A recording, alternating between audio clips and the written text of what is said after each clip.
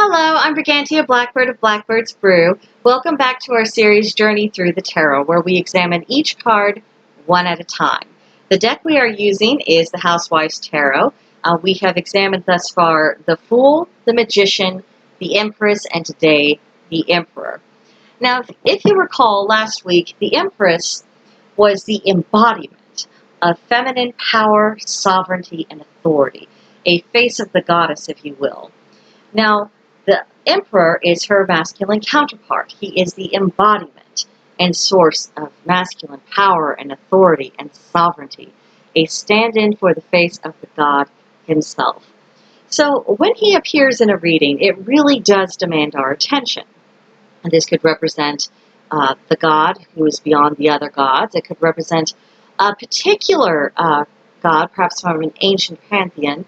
In that case, if it is one of those gods, I would more strongly suspect the craftsman type of god, a figure like Lu or perhaps Thor, someone who is much more hands-on, involved in the day-to-day affairs of running of something, associated with the idea of rulership in some way.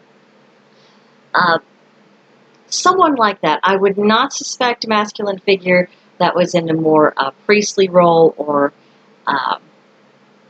in a more artistic role. This just seems very, very practical, very how to get things done, how to get from point A to point B, how to turn the schematics into a finished airplane.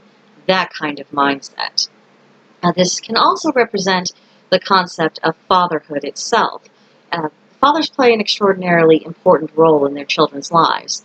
And if anyone cares to deny it, I mean, look at the effect that fatherless households has had on society. Clearly, having dad around is an advantage. It's the counterbalance to the feminine energy of the mother, and it's about providing a more practical, sometimes you just have to get through it outlook on life. Of sometimes your feelings and thinking about them isn't what's going to help you. Sometimes you just need to take action and do. And that's the beautiful thing about the balance of masculine and feminine energies. Sometimes it's time for one, sometimes it's time for another to have ascendancy, and you really have to look at the situation and be honest with yourself and think about, what do my circumstances need, what do I need? And especially if this turns out to be a card that's telling the querent that they need to adopt certain qualities, asking ourselves, how can we be more proactive? How can we be more strategic in our thinking?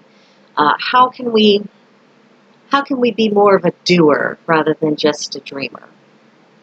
So, things to think about. This can also represent literal people. Anytime you have a court card or a major arcana card with such a strong identity, always look for the possibility that it could represent either the querent themselves, or someone close to the querent in their real life, or perhaps someone who's affecting the querent's affairs. In the case of the Emperor, I would suggest that if it's someone outside their immediate circle, it would probably be a male employer, or possibly someone in an official government position who is male, who is affecting their circumstances in some fashion. And this could be for good or ill. In that context, it denotes the position of authority that person has, not whether they are wielding that authority and power in a particularly productive way. If it is someone in the querent's life, I would suspect perhaps the spouse, possibly their own father, or kind of the leader of the pack, if you will. If they have a group of friends that they've have long histories with, this would be more so of the alpha male. And if this is representative of the querent himself, then he probably is that alpha. He probably is that business person who's more entrepreneurial, probably not super corporatized. If he was, you'd be looking more so at a CEO type of person, rather than middle management, if you will. And also someone who would have great ambition, probably professional ambitions, possibly political, but someone who has a vision and a drive to actually get it done. This could also refer to the parent's position within their family. Perhaps they aren't just the father of their children. Perhaps this is an older member of the family, to where they're in a more of a traditional patriarch role. They're the grandfather of the family. They are the roots of that particular family tree for the living generations. All possibilities to take into consideration when doing a reading for other people. But let's take a break and let's look at what the Guidebook has to say about this card. Because if you've been watching other videos, you know I've made mention in the past that the interpretation of the cards will vary slightly from author to author. So it's always good to have both a general idea of the overall meaning of the card, which is consistent through the decks, and then consult the particular spin that the author in question has put onto it.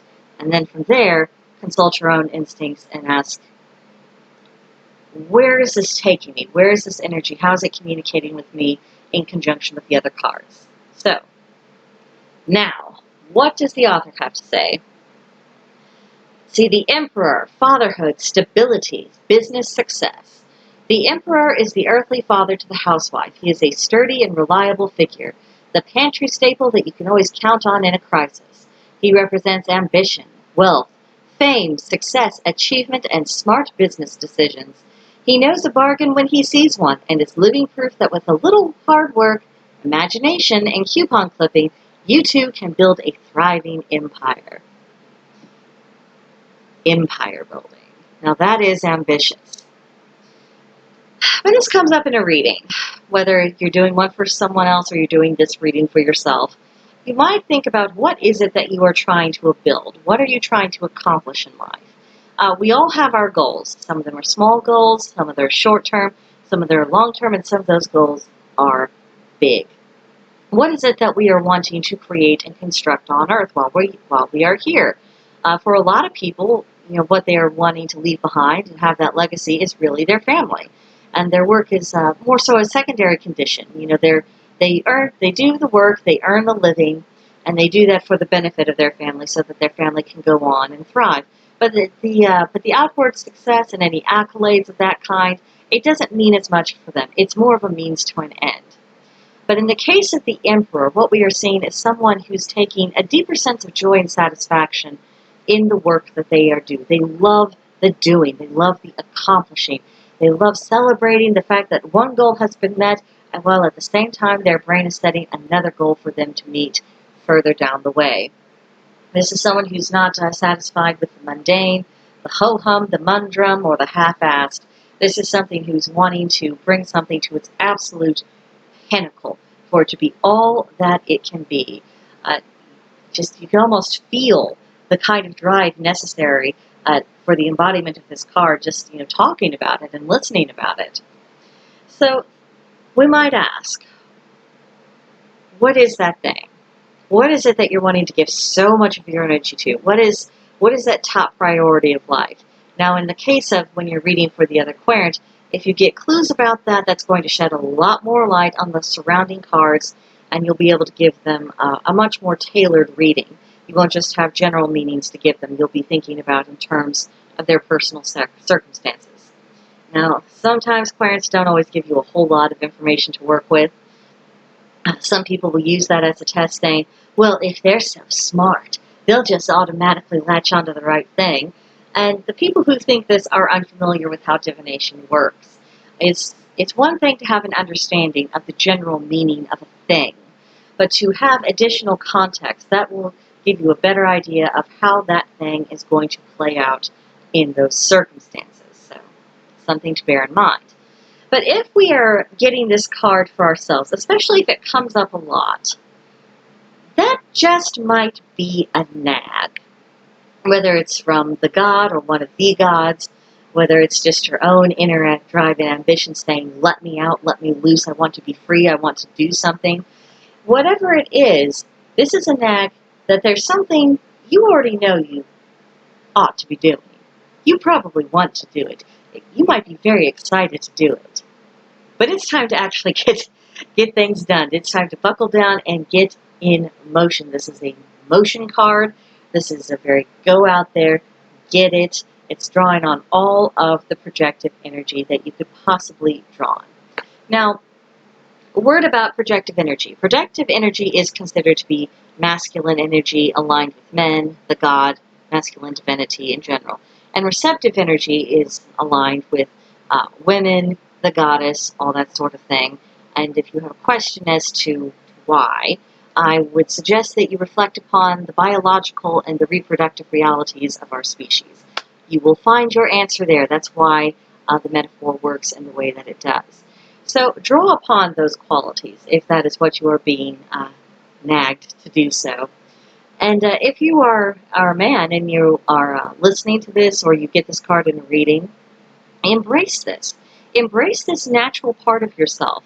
You have a higher abundance of projective energy than what a woman would. Generally speaking, there are always exceptions, but we're talking in general terms. And if you can't talk in general terms and you just want a semantics argument, I don't have the energy. I have other projects. You'll have to take that argument to someone else. I've already addressed it as far as I'm concerned. But for our brothers in the craft, for our brother pagans, and for men in general, embrace this about yourself. This is part of what makes you special. This is part of what you bring to the world. There's all kinds of drifters and dreamers out there, but there are very few people who are actually good at accomplishing something and having something to show for all of their hard work, and having enough strategic thinking to understand the way in which sometimes a project has to be approached, that there are certain hurdles you have to get through in order to get that end result. Embrace this characteristic about yourself. And I understand that we are living in a very masculine, hostile climate. I acknowledge that. And it really isn't healthy. It throws the whole of human existence into complete disarray and a state of complete imbalance for men to be demonized in the way that they are by certain people who have certain political affiliations. It's not a good thing. And I realize it has got to be tough not to get beaten down by that kind of talk, because you're just inundated by it. You can't turn on the news without getting some of that garbage thrown in your face. So for our brothers and for men in general, what I would say is look to the God. Look to the emperor. Look to all the masculine deities who embody these beautiful, strong qualities. These get-it-done qualities. And try to find that within yourself. Focus on that. See the virtue in it. See the value in it. And try to spend as little time as possible listening to the voices that would tear you down. Because there is nothing wrong with being male. There's nothing wrong with being a masculine man. In fact, in order for society to stand, you have to have masculine men. And the reason being is because if your society does not, another society will, and that society might be a little bit more in conquest mode. So if you would like your society to be stable and to be safer, and for it to not be at risk of being overrun by the next barbarian horde that comes along, you will want to encourage having strong men within your society. And certainly I would hope that anyone who is raising sons would want them to grow up feeling confident within themselves, having a lot of self-ownership, and being able to understand that they have unique virtues, they have unique strengths, and that they have something to offer to the rest of society that's extremely beneficial and worthwhile, that it gives them meaning, that the essence of their being has meaning. So I think that's it for the Emperor card for right now. Next week, we will look at the High Priestess at long last. As I mentioned a few weeks ago, in most decks, we see her appear a little bit earlier in the order, but in this deck, she is after the Emperor. So we will examine her, and we will delve into her mystery, secrets, and magic. Now, once again, we have been using the Housewives Tarot. It was done by Paul Keppel and Jude Buffum. If you have interest in acquiring the deck, I'm sure Amazon has them, or perhaps your local witch shop. So I think that's it for now. I will see you next week as we examine the High Priestess.